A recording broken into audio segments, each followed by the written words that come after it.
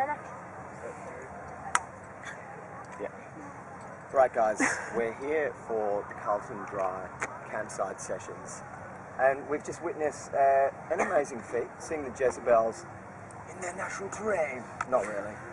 Their natural terrain has been festivals for the last about a month and a bit, and touring the world, and so we've just seen an intimate insight into the Jezabels. And one thing I got to say, guys, is it was interesting watching the crowd when you were playing, and because we told everyone to shut the hell up, and they were struggling. They were absolutely, they were really bursting to sing along to your lyrics. Is that something you've come to terms with these days when you're walking down the street and there's someone like, and the sun. And you're just like, wow, that's us. I'm always like, oh, hey, Haley. Or singing along to the guitar riffs or the bass or the drums, you know. Is it, how are you guys coping with this massive amount of love? Of song in the streets. It's great. Music in the streets, people singing. It doesn't really happen though, but it would be good. I don't go out much, so I don't know. If this is actually happening, I'd be really impressed. Street singing or something. Man, I wouldn't go out after this either, because these guys are going to pretty much jump on you after you leave, so dangerous. That sounds fun. So I guess what I'm asking is, how are you guys coping with this massive amount of success and walking around, and how do you feel at this point in your career? I think we all feel like we could probably be more successful. Fair enough. It's just like, it's not really we never really get to something you go, yep, okay, success is, yep, that's a satisfactory amount for me. Whatever that is, Pressure? Yeah, maybe. Pressure on ourselves. I don't know. Definitely, always. Well, yeah, I don't think any of us feel successful, like we've done something awesome. I think we all feel like we're really still doing something. We're trying to do something, rather. So we're just like, our eyes are just over there, not, in and around here. So, yeah.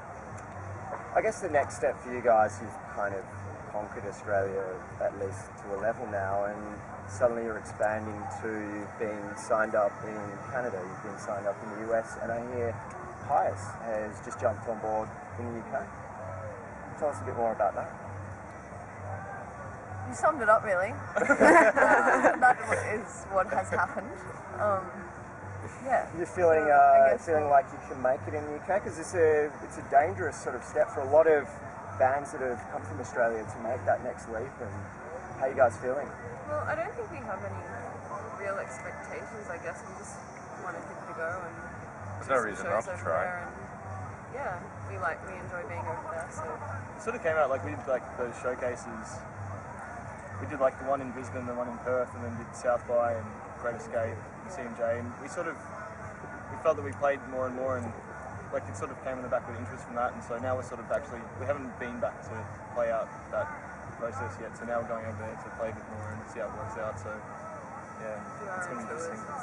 Also, I don't think it seems like a sudden leap when you're doing it.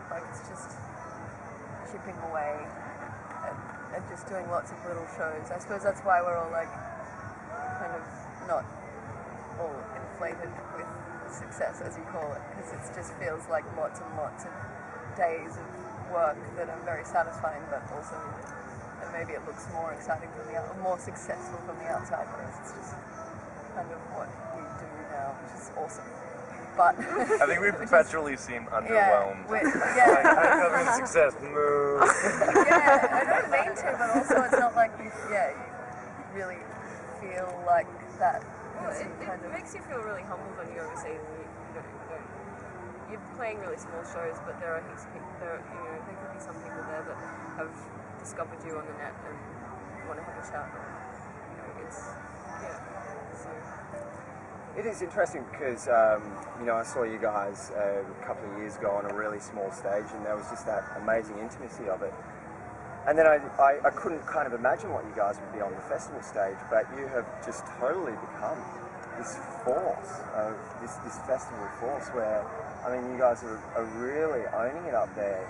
Have you felt that change within the band, or did you always feel that you'd be destined for, you know, like playing to thousands as opposed to campfires? This is actually just as hard as playing at a big stage. Yeah. Feeling the tension. Yeah, it's something you have to learn all the same. Like how to try and fill up a massive stage at a festival is just something you need to be aware of as you're playing. The same way if you're on a tiny stage where your instruments are falling off because it's so small, you sort of adapt to that situation. I mean, we're always playing the same songs, irrespective of how, you know, what environment we're playing them in. So it's just practicing and learning how to play them in whatever setting anyone wants to watch them in, I guess, including sort of a fairy-like campfire, you know, fake marshmallows.